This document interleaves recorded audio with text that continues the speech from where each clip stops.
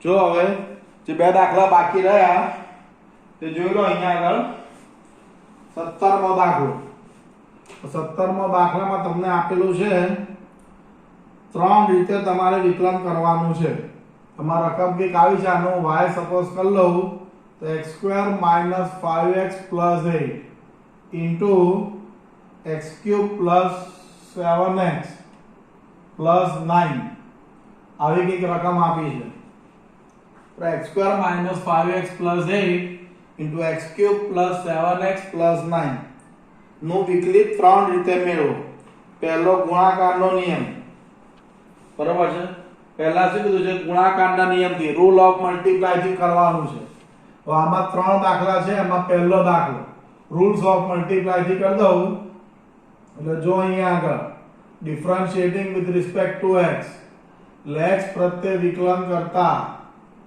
બરાબર છે આ પહેલો દાખલો હું ગણું છું 17 માંનો પહેલો પેલા ગુણાકારના નિયમથી કીધું છે રૂલ્સ ઓફ મલ્ટીપ્લાય એટલે dy/dx ચાલો જો અહીંયા આગળ રૂલ્સ ઓફ મલ્ટીપ્લાય માં શું આવશે પહેલું કોન્સ્ટન્ટ એટલે પહેલું અચળ d/dx ઓફ બીજાનું વિકલન પ્લસ બીજું અચળ d/dx ઓફ પહેલાનું વિકલન એટલે x² - 5x + 8 આ 3x² + 7x નું 1 9 નું 0 x³ + 7x + 9 આનું 2x - 5 x નું 1 અને 8 નું 0 એટલે x² - 5x + 8 3x² + 7 plus x³ + 7x + 9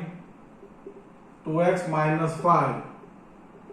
dy/dx આ પહેલી રીત એની પૂરી થઈ બરાબર તમારે હજુ જો આગળ સિમ્પ્લિફાય કરવાનું કીધું હતું આ બેનું શું કરી દો મલ્ટીપ્લાય આ બેનું પણ મલ્ટીપ્લાય કરી દો તો એક ફાઇનલ આન્સર આવી જશે બરાબર છે હું કરતો નથી આ પહેલી રીતે વિકલનના ગુણાકારનો નિયમ રૂલ્સ ઓફ મલ્ટીપ્લાય થી આ કર્યું હવે આગળ બીજું એવું લખ્યું છે વિસ્તરણ કરી બહુપદીય વિધેયથી એટલે અહીંયા આગળ સિમ્પ્લિફાય કરવાનું અને પોલિનોમિયલ ફંક્શન થી કીધું છે એટલે એની અંદર આવું આવશે x² - 5x + 8 into x³ + 7x + 9 એટલે પહેલા આ બંનેનું શું કરી દો મલ્ટીપ્લાય કરી દો અને પછી એનું ડેરિવેટિવ કરવાનું છે મલ્ટીપ્લાય કરી દો તો શું આવશે x² ને મલ્ટીપ્લાય કરો એટલે x⁵ +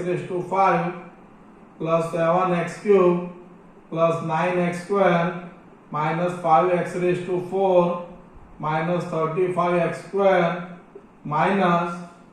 - 45x plus 8x³ plus 56x plus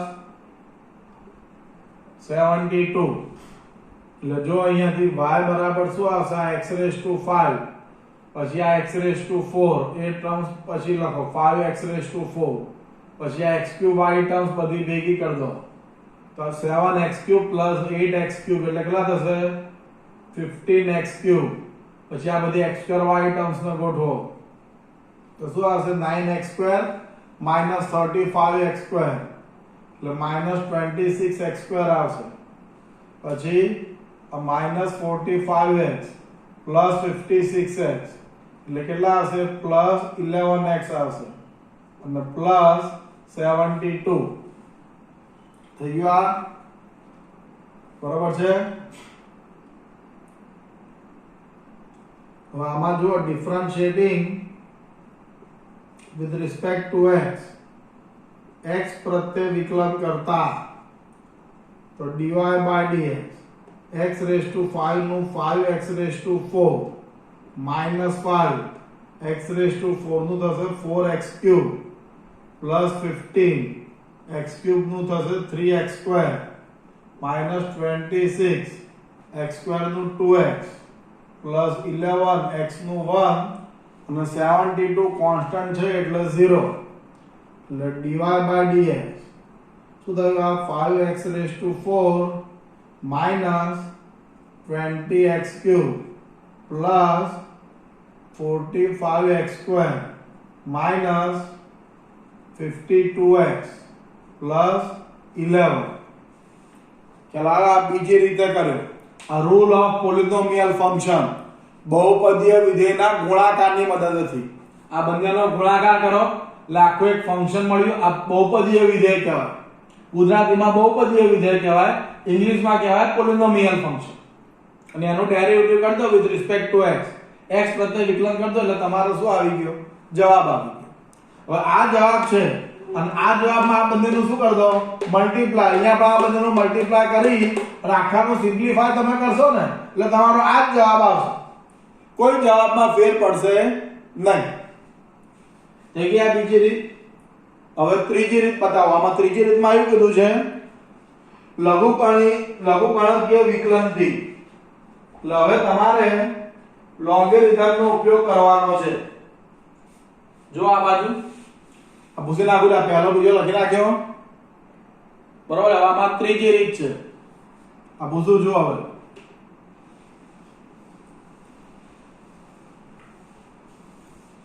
હવે આ 17 માં આમાં ત્રીજો દાખલો ત્રીજા દાખલામાં શું કીધું છે હવે એમાં એવું કીધું છે લઘુગણકીયની મદદથી by using logarithm using logarithm માં શું થશે log y log લઈ લો સીધો એટલે log of x² - 5x + 8 into x³ + 7x + 9 થઈ ગયું log a into b એટલે શું લખાય log a plus log b એટલે log a plus log b થઈ ગયું આ log y બસ હવે ડિફરન્શિએટિંગ વિથ રિસ્પેક્ટ ટુ x એટલે કે x પ્રત્યે વિકલન કરતા log y નું થશે 1/y into dy by dx a log x બરોબર d by dx of y a log x નું 1/x into d by dx of x² - 5x + 8 અહીંયા log x નું 1/x into d by dx of x³ + 7x + 9 થઈ ગયું આ 1/y dy by dx x² - 5x + 8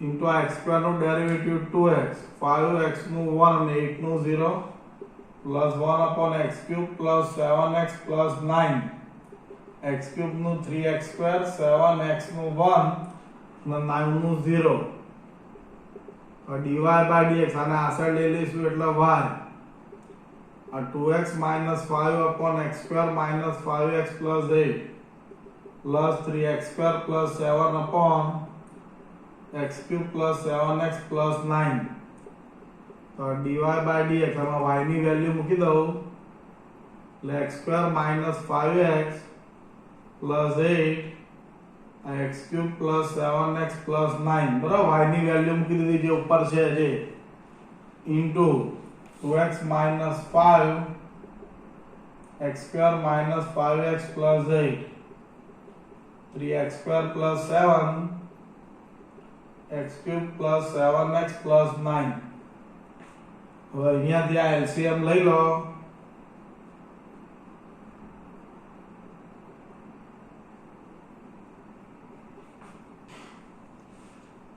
x² - 5x plus 8 x³ plus 7x plus 9 LCM લઈ લો તો અહીંયા multiply થઈ જશે x³ plus 7x plus 9 into 2x minus 5 plus x² minus 5x plus 8 into 3x² plus 7 થઈ જાય અને આ સીધો LCM શું થઈ જશે કેન્સલ આ અને આ કેન્સલ થઈ જશે એટલે dy by dx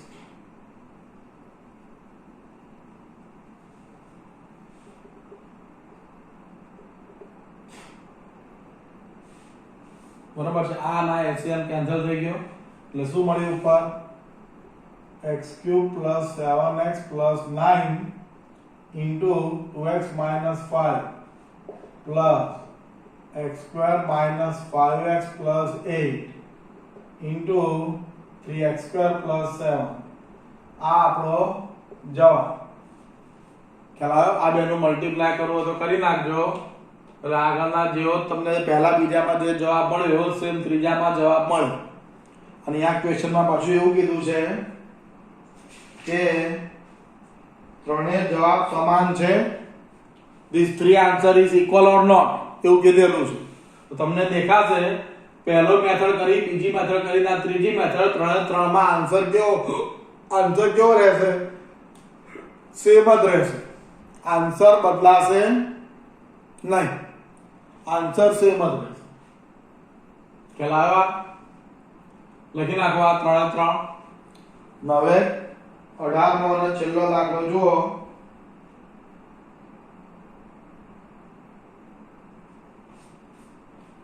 જો અહીંયા આગળ 18મો દાખલો, 17માનો ત્રીજો દાખલો લખી નાખ્યો. તો જો 18મો દાખલો.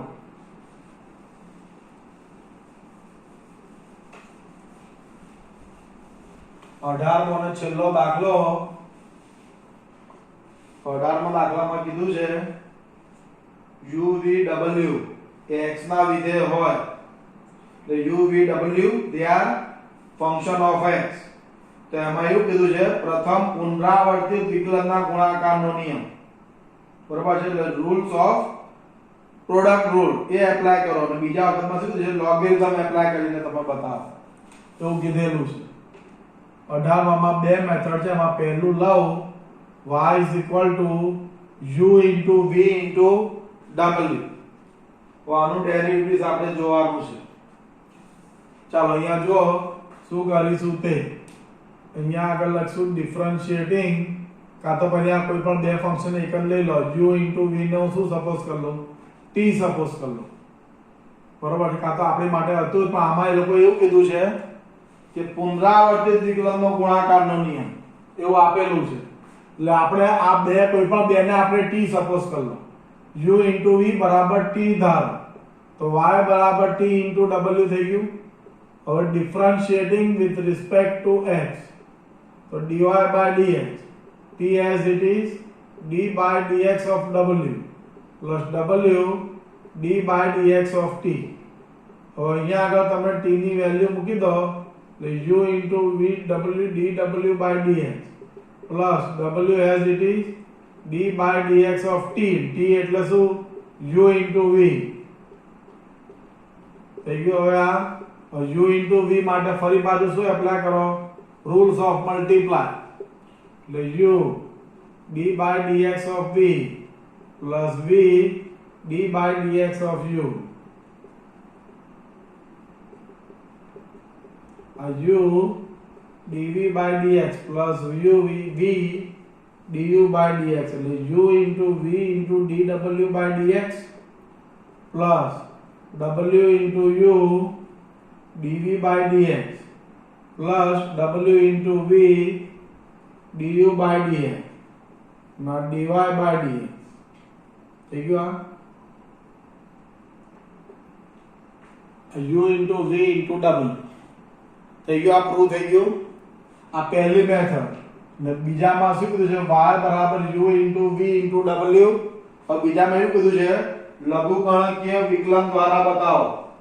એટલે રૂલ્સ લોગેરિધમનો ઉપયોગ કરીને હવે આ જોવાનું છે. તો ચાલો અહીંયા જુઓ. બંને સાઈડ log લઈ લો. log y બરાબર log u into v into w. તો log a into b into c તો શું લખાય? log a plus log b plus log c. એટલે log u plus log v plus log w.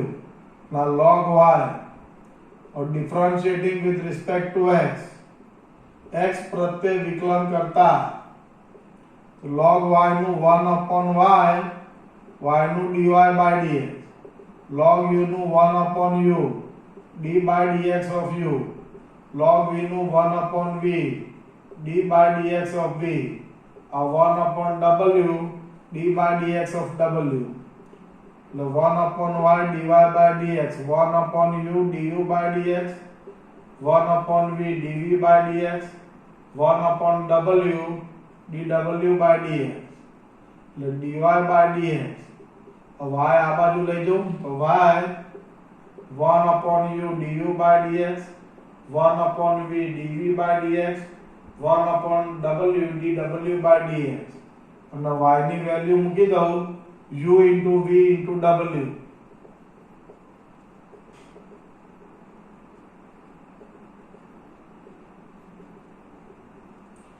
u into v into w अंदर multiply कर दो तो v w du by dx plus u into w dv by dx plus u into v dw by dx.